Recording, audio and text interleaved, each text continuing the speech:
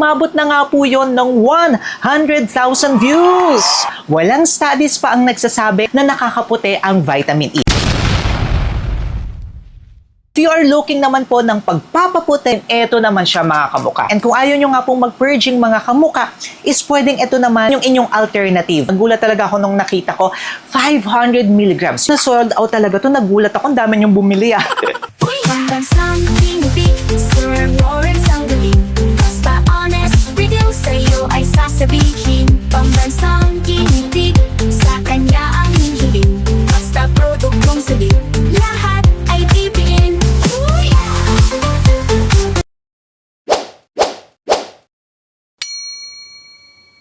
Hi mga kamuka, tayo po'y nagbabalik. Ako po si Sir Lawrence, ang inyong pambansang human guinea pig. Heart! Last time nga po, pinag-compare po natin yung different products ni Myra at umabot na nga po yon ng 100,000 views. Maraming salamat po. And then gumawa nga rin po tayo ng isa pang video about naman po sa Fortima. And ang dami sa inyo doon ang nagsasabi at nagko-comment na ipag-compare nga po natin si Myra E products versus nga po dito kay Fortima. Okay, simulan na nga po natin. Dire-diretso na nga po tayo. Let's go first kay Myra. Kay Myra nga po, nagulat ako na meron pala sila na 4 products na po na available sa ating market. At dalawa nga po doon, atin na nga po yung na-review. And from the word Myra E, vitamin E po talaga yung kanilang main ingredient. Ang vitamin E nga po, it's an antioxidant na lumalaban nga po sa mga free radicals, sa mga oxidative stress ng ating katawan. At ang isa nga po sa side effects ng vitamin E is nakakapagbigay nga po ito ng healthy, glowing looking skin. Okay, let's start na nga po first. Let's go first nga po sa pinakasimple nilang products, which are ang Myra E na 300 IU and also Myra E na 400 IU. Ito po si 400 IU. Na-try ko na nga po ito. Tapos meron nga rin po na 300 IU. So ang difference lang nila mga kamuka is yun nga po, ito 300 IU while ito naman nga po is 400 IU. If you are really looking for vitamin E, dyan kayo mamimili sa dalawa na yan. It's either ito nga pong 300 IU and then 400 IU. Yung 300 IU kung nagsa-start pa lang kayo, yan yung mapapayo ko or ma-advise ko sa inyo. Kung gusto nyo pa lang po ma-try ang Myra E, pwedeng dito muna kayo. Tapos kapag nagle-level up na po kayo ng konti, pwede na po kayo mag-proceed dito sa 400 IU. Pero again, sa mga kalalakihan po natin, medyo ingat-ingat po tayo. Kasi yung continuous use nga po nito ay hindi po pwede para sa atin and we have to consult first with our doctor. Pero kung kayo naman nga po ay mga kababaihan, ayan, magbe-benefit talaga kayo dito mga kamuka. Kasi mataas nga po yung vitamin E nila, kaya nakakapagbigay po yan ng fresh, glowing looking skin. Pero again, ang vitamin E po walang studies pa ang nagsasabi or nagpapakita, may evidence or may proof na nakakaputi ang vitamin E. Nakaka-fresh, yes. Glowing skin, yes. Pero ang pagpapaputi, hindi po mabibigay yan ng vitamin E. Let's go naman nga po sa kanilang third product, which is ang na-try ko na nga rin po at nagandahan tayo. Ito yung Myra Glow Radiance White. Ayan po siya. So if you are looking naman po ng pagpapaputi, tapos fresh, healthy, glowing looking skin, eto naman siya mga kamuka. Kasi each po ng pag-take natin ito is of course may vitamin E po siya pero hindi siya katulad nung ganito na version. Mas mababa po siya ng konti. Pwede sa mga kalalakihan to. Kasi each nga po ng pag-take natin ng vitamin E niya is makakakuha nga lang po tayo ng 12 mg which is okay na nga po yun sa mga lalaki and also sa mga kababaihan. Pero ang kagandahan nito is mataas agad yung kanyang glutathione. Yung glutathione niya po is 250 milligrams agad yung nilagay nila.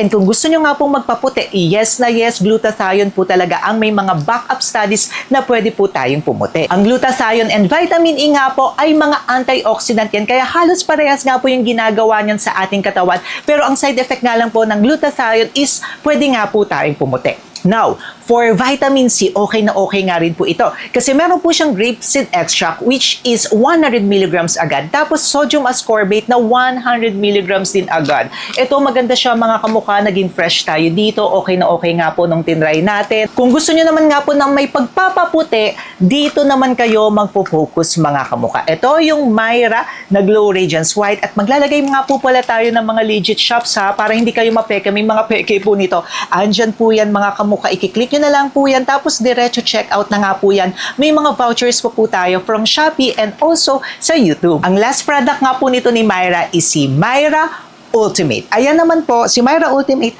may 3 po siya na active ingredients. Of course, since si Myra nga po ay alam naman natin na vitamin E po siya, may vitamin E po ito.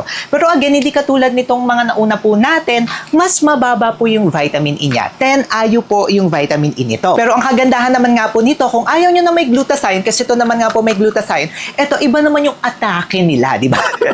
Iba naman yung mga nilagay nila. Unang-una sa lahat, aside sa vitamin E, meron nga rin po itong astaxanthin. Yung astaxanthin niya is 2 milligrams. Ang kagandahan ni Myra talaga, no? Naka-indicate talaga yung milligram content per ingredient niya. Kaya kudos sa inyo, Myra. Thank you so much for being transparent. Ang kagandahan naman nga po ng astaxanthin, para siyang si collagen in a sense na okay siya sa mga wrinkles. Tapos okay nga rin po ito sa mga UV na sun damage. Kung nasa sun damage tayo, okay nga po si astaxanthin. At ang last ingredient niya po is lycopene. Yung lycopene naman mga kamukha, meron ito si Myra Ultimate na 1.8 milligrams. Maganda po yan para sa ating heart and also para po sa ating skin. Yes, may mga health benefits or may mga skincare benefits nga rin po tayong makukuha. Ayan, kasi di ba dito, meron tayong mga kamukha na talagang nagpe-purging. And kung ayaw nyo nga pong mag-purging mga kamukha, is pwedeng ito naman yung inyong alternative. Yes, pwede naman yan mga kamukha. Pero hindi kayo puputi dito. Fresh, glowing, looking skin. Yan naman yung atake nito ni Myra Ultimate. Kaya kung makikita nyo nga po, yung 4 na products nga po ni Myra, magkakaiba talaga sila ng atake. Magdedepende talaga yan sa need nyo, ano ba yung kagustuhan nyo ma-achieve, tapos i-align nyo nga po yan dyan sa mga nasabi natin. Now, let's go dito kay Fortima. Kasi almost magkasama nga sila or almost magkaparehas nga sila and naiintindihan ko kayo mga kamuka. Ito po si Fortima, hindi ko nahawak yung ano niyan kasi naubos ko na nga po, di ba? Ininom ko talaga yun sa inyo mga kamuka. Okay, si Fortima naman nga po, meron naman siyang 3 na active ingredients. Okay, 3 lang yung active ingredients niya and ito nga po si Fortima, iisa lang yung product nila. Ito nga pong si Fortima. So, ito pong Fortima na ito, unang-una sa lahat, may vitamin E nga rin po siya. Kaya gusto nyo talaga ipagtapat sila mga kamukha, no? Each po ng pag-take natin ng kay Fortima is makakakuha tayo ng 22 IU. Yes, medyo mababa nga rin po siya. Pero okay na okay po yan. Actually, kapag maintenance, okay na okay po yan. Or gusto nyo lamang ng healthy, glowing looking skin, according sa mga doctors and studies, yung 22 IU na yan, pasok na nga yan mga kamukha. And lalo na sa mga kalalakihan natin, pwede yan, pasok na pasok, check na check yan.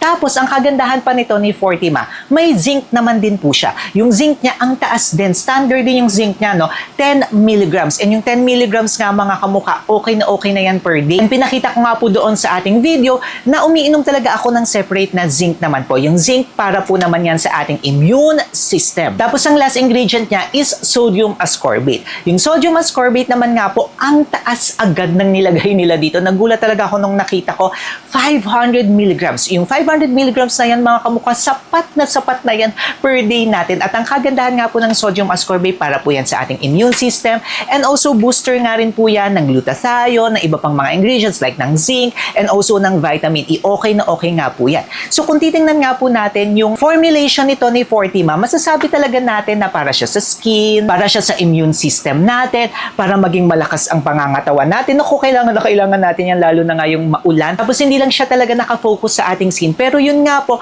may mga added ingredients siya para po sa ating immune system. If itatanong nyo nga po ko, kung may kaparehas na ingredient etong si Fortima dito kay Myra E, masasabi ko na wala mga kamuka. Kasi etong kay Myra E, more on nakafocus talaga sila sa skin natin. While eto nga pong si Fortima, talagang mataas yung vitamin C, tapos may zinc pa, walang ganoon na mako-compare natin dito kay Myra E. Pero ang closest mga kamuka is eto pong si Glow Radiance White. Kasi itong si Glow Radiance White is may grapeseed na nga po siya na 100 milligrams grapeseed extract and at the same time, meron pa nga rin po itong sodium ascorbate na 100 milligrams pa. Pero wala naman nga po itong zinc. Tapos ito naman nga pong kay Fortima is wala naman nga po ito na glutathione. Kaya magbe-base talaga kayo mga kamukha sa ano yung kagustuhan nyo. No? Ayan na, nilalatag ko siya sa inyo. Kung gusto nyo ng pagpapaputi, tapos para sa immune system, magkaka-glowing skin kayo, go for this one. Kung gusto nyo lang ng healthy, glowing looking skin, pwede naman naman kayo dito sa vitamin E. Tapos kung gusto nyo naman nga po ng healthy, glowing looking skin plus for immune system talaga na nakafocus, dito naman kayo kay Fortima. Ayan, mag-iiba-iba talaga siya mga kamukha. Depende talaga, pero ayan, nilatag ko na siya sa inyo. Kayo, ano yung nagustuhan nyo? In fairness, ang dami nyo. Ito, na sold out nyo talaga to. Si Fortima, ayan, pa sold out nyo na rin yan. Malapit na. Pero itong na sold out talaga to. Nagulat ako, ang dami nyong bumili Anong gusto nyong product nito ni Myra E? Mag-comment kayo dyan sa baba. Siyempre, magkwentuhan nga po tayo. And kung gusto nyo nga pong mapanood yung iba pa nating mga videos about sa Fortima, sa Myra E, and everything, ayan. May separate video po tayo dyan. Siyempre, mag-subscribe na rin kayo kay Sir Lawrence. Paano ba yan mga kamukha? Magkita-kita po tayo sa susunod nating video. Click nyo na to para hindi nyo ako ma-miss.